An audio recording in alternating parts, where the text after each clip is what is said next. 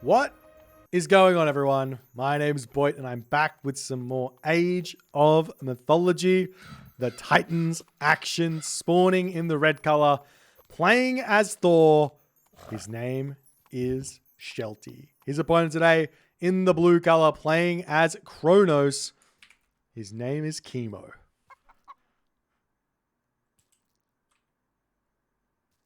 His name is Kimo.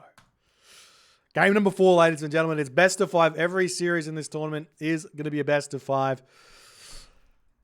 If you've been enjoying the tournament, definitely let me know in the comments. Let me know what you do like about it, what you don't like about it, what you'd rather see in tournaments in the future.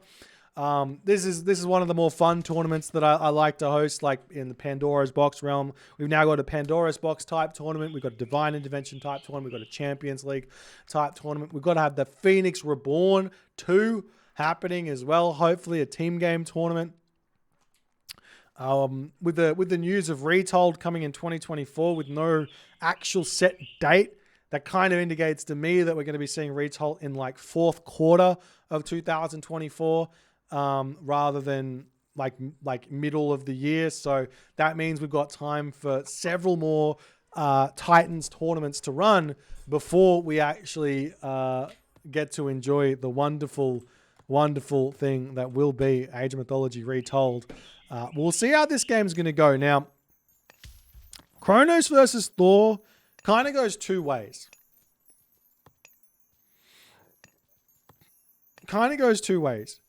If the Kronos can put the pressure on nice and early and push the Thor player around, you can find wins really easily. But if the Thor player can find themselves a really safe second gold mine, they can find wins really easily. This map here, though, I'm actually quite liking it for Kimo. And let me explain why. All the gold mines right now, they're really forward. Oh, beautiful temple. Chef's kiss. I'll explain this one after. But why is this so good? After. So, the gold mines for Shelty, they're not close to a town center, so you don't have that natural defense. They're not close to a town center also, so you can't jump onto it nice and early. It's going to be really, really tough for him to defend it. He does have a back gold mine here, though. So that's going to be good for him. Also, he could have dragged the Aurochs into the main base, but he is sharing the Aurochs and wood line here, so credit where credit's due. What an advance. I haven't seen this advance in forever. This is a 0 Ox card advance from Shelty. I love it. I don't know why. I don't know what this does, but I love it.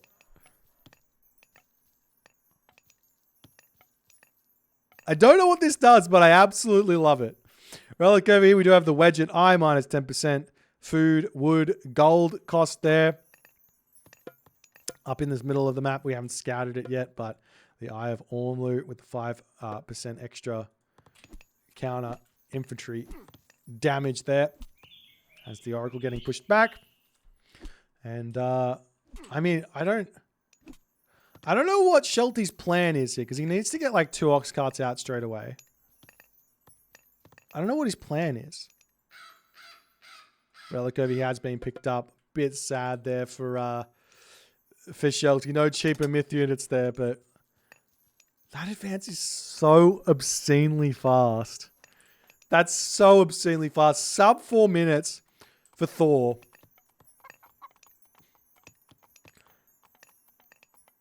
It's not necessarily a good thing to advance fast.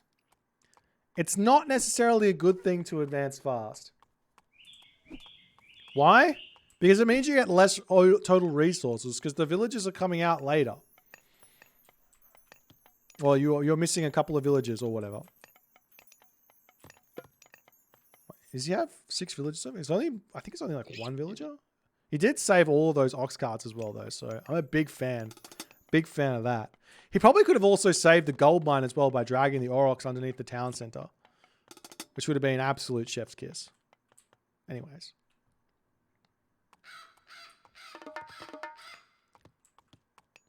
We'll see what the game plan here is for Kimo. He's going military barracks. He's going for the counter barracks. The Valkyrie coming in, causing some problems over here for Kimo. Oracle Hero going to come over. No focus upgrade for Kimo. Really not taking advantage to the fullest of Kronos' advantages in this matchup. One of the most important things I think for Kronos in this matchup is to build oracles and valor them. Why? Because the oracle heroes are roughly as strong as a Murmillo unit, right? So you're spending the resources on getting that. But they don't have any counter. These oracles are a straight scout unit. They don't count themselves as an infantry unit. So the throw and axemen the throw and axemen don't get bonus damage. Raiding cavalry don't get bonus damage. Obviously, Herso don't get bonus damage. So I do think in this matchup, getting focus and getting the hero oracles is kind of the most important thing. As you can see, they're just super valuable, I think.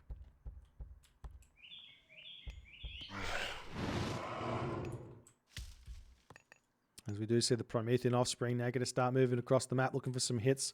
I think that Kimo's really lost a lot of the early game advantage that he possibly could have had here, as the Promethean offspring do get spotted there. Nice find from Shelty there as the Promethean offspring get pulled back. He is going to be trying to sneak through. There is a Herso in position to defend, plus a nice wall over here already.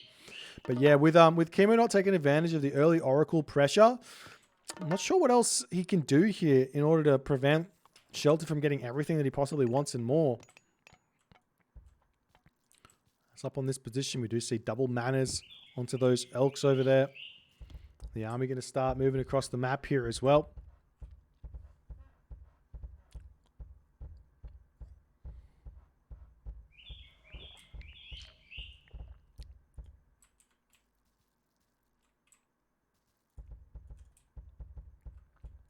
So now Shelty's raid's going to start coming in. I do like this Promethean positioning here.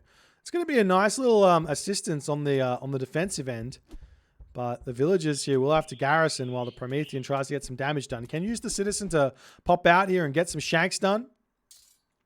There's some Murmillo popping up over here.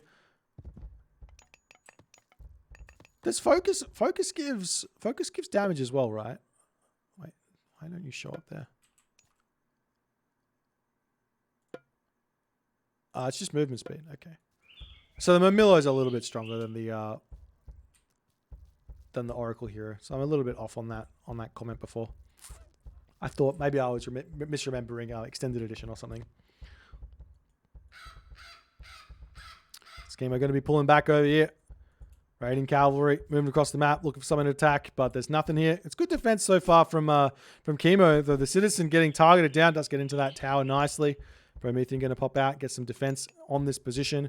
Going to be important to not put that citizen back onto goal, onto this wood line. Nice and safe over here, keeping himself there. Is we do see Kimo starting to push in, looking for a little bit of damage here as well, but he needs to attack this. At the moment here, Kimo's scouting is really bad, and Shelty is making him pay for it in the biggest of ways by having these villagers just happily hunting, not getting touched here in the slightest. As the raiding cavalry pushing in, going to take this fight here in a really good way. We do see the Catapultes is in, which gets a huge amount of damage done. There's the Valor coming through here as well, as Shelty does decide to turn around. At the moment, it's equal population.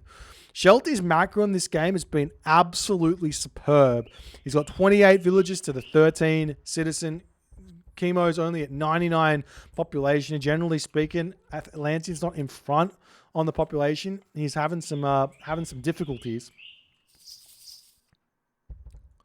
As the Raiders now pushing up here, we do see the bear on this position, nice and yummy for Kimo. As this stray citizen going to get garrisoned in nice and early. One Murmillo, medium Murmillo, they're not going to be all that good.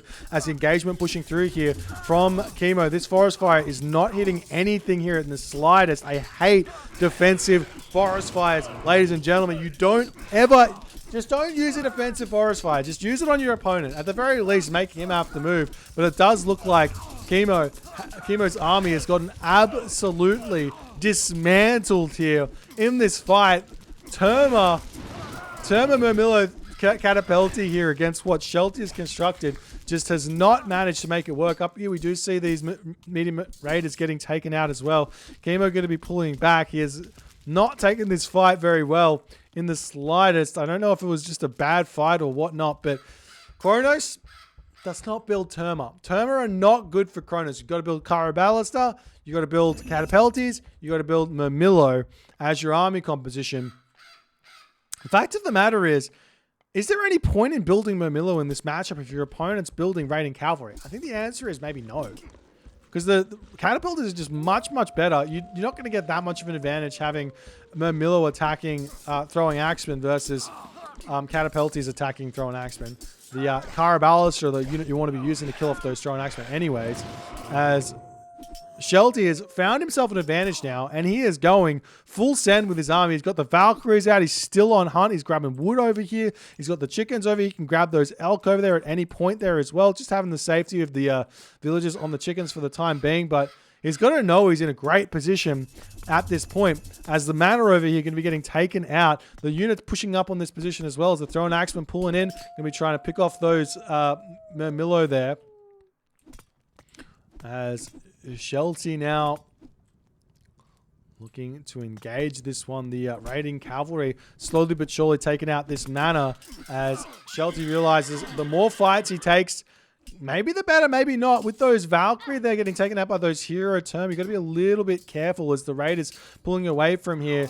Shelty trying to find himself good positioning, but those term are going to be able to target down the throw and axeman nicely. We do see some hero term trying to take out these units here as well. The citizens are going to be making their way back onto those elk there. Can Shelty get it? Now you use the forest fire on the offensive here. That's whatever. I don't care. At least with Retail, we're going to be able to continually imagine forest fire throughout the game with the repeatable forest fires. All right. Terma retreating back here as Shelty does manage to take this fight nicely. But Kimo turns around. He's on the medium raiders nicely as the Terma trying to snipe down those throwing axemen on the back. More Valkyrie coming through. And at this point now, Kimo doesn't have the favor. He doesn't have the resources. He doesn't have the counter to these Valkyrie, as Shelty is just having an absolute ball with all the food he's got coming in. So many herdables here. As the villagers finish up on those chickens, they can move over onto the elks now. Chickens aren't hunt in this game, but finishing up on the chickens there, he will be able to move over onto the elk and enjoy that. As the army here of Shelty does push back up onto the mana, we do see the citizen going to be attempting to repair that mana back up. As the raiders are going to be getting taken out over here.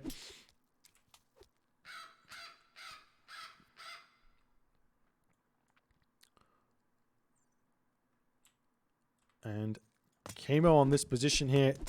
He's about to lose 3 citizens. This is a big deal. Still trying to repair this one back up. He can actually time shift in another mana over here to help this one out. But at this point, I actually haven't seen Kimo do any sort of Kronos-specific things in this game, unfortunately. And Shelty is making him pay for it. Sniping a villager up here as well. The army going to be pulling back. Shelty's at 100 population here on these elk over here, on this gold mine behind this wall in a beautiful defensive position here. Kimo not able to get any raids at this point either. The citizen gets sniped down. We do see the raiding cavalry pushing up over here. We do see that Kimo has stuck onto this gold mine over here. I wouldn't mind seeing the mana coming up there to help out, as the raiding cavalry or the throwing axemen over here getting caught out. Those term are going to get some good damage done over here as the citizens popping out, trying to shank down those throwing axemen over here. One Promethean is here, but what Kimo needs is hero units at this point to deal with those Valkyries. As the raiding cavalry going to sneak back in onto the back here, the term are going to have to retreat away here, as well as the Terma do pull back. Valkyrie over here and the raiding cavalry snipe another villager there. So these Terma are in full red hot retreat, and Kimo's Kronos has just got no answer to these Valkyrie here. He's trying to make Terma heroes, but they're not even the best option, because the Valkyries can just dodge the fire there with good micro, as he does pull away on that position. The raiders do find themselves some villagers over here as well. Kimo paying attention there. He is in full focus mode on those raids at the moment,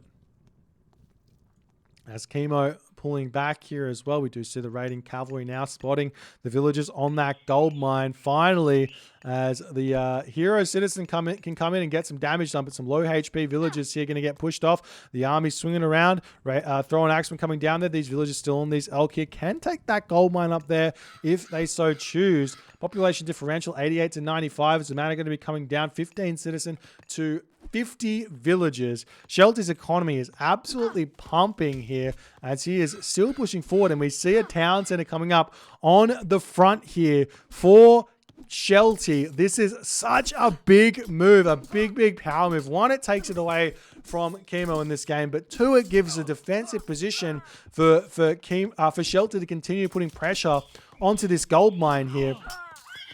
As the raiding cavalry going to attempt to push through. Nope, they're going to have to pull away for the time being. Their town center will end up coming through there for Shelty. As Shelty just says, all right, pull back, get himself set up. I wouldn't mind seeing some more longhouses. He's only got 3. This is a problem that a lot of Norse players fall into. And what the solution is just get yourself a dedicated longhouse builder in these positions. Just take one throw an axeman and build longhouses. Just get them up. It takes about 25 seconds-ish to build the longhouse, but you just get it up and you're going to be enjoying that one as the fight going to be ensuing here. The Valkyrie are just so strong here. Raiding cavalry sneaking around. There's also a ton of, well, not a ton of upgrades, just copper shields, tier 1 shields there for Shelty, which is going to be helping out a ton. And in that moment there, Kimo does tap out. Shelty gets the dub with some incredible Thor play here, ladies and gentlemen. Really nice play from Shelty in this game. Insane advance time. Played it beautifully, moving through this one with the Thor. Great temple placement, walls, all the good stuff coming through here from Shelty. He came into this game, into this series with a plan. He played every matchup with a plan, and he got the dub in the end here. Kimo's not out of the tournament yet. Don't mind that. I mean, I think that Kimo probably, one thing that I think happened in this series, that in the first game, if we recount a little bit, is I think that Kimo's not 100% sure about the maps yet. If he wants to have success in this tournament format, he's going to need to dive in and go through and run some seeds of the maps. You don't have to play a ton. You could probably work out what sort of maps competitive mega random can spawn with about 5 minutes of study. Around about 5 minutes of study just by going through seeds of the competitive mega random map, and you can see what sort of maps spawn and what you have to have in the back of your mind when you're playing it. I don't think he's done that yet. Secondly, Kronos here for Kimo. One thing that he didn't do, which I think is vitally important, you got to use your oracles. Oracles are Kronos's best thing. You've got to do it. There's no excuse to not use your oracles to try and get an advantage here. Like hitting early Oracle Rush, like the 6 Oracle Rush that's possible. You've got Soup's Archaic Oracle Rush, which is possible, and all the good stuff that comes from that. The next part is Kronos' bonus is cheaper Kyra Ballaster and fire, cheaper siege, cheaper siege, faster siege. So Kyra Ballaster are really good with Kronos. We didn't see a single Kyra Ballaster out for Kimo in this game, and Shelty made him pay in a big way here. If you guys enjoyed this one, please consider hitting the follow on the Twitch, from the YouTube, hit that subscribe button, and I will see you guys in the next game.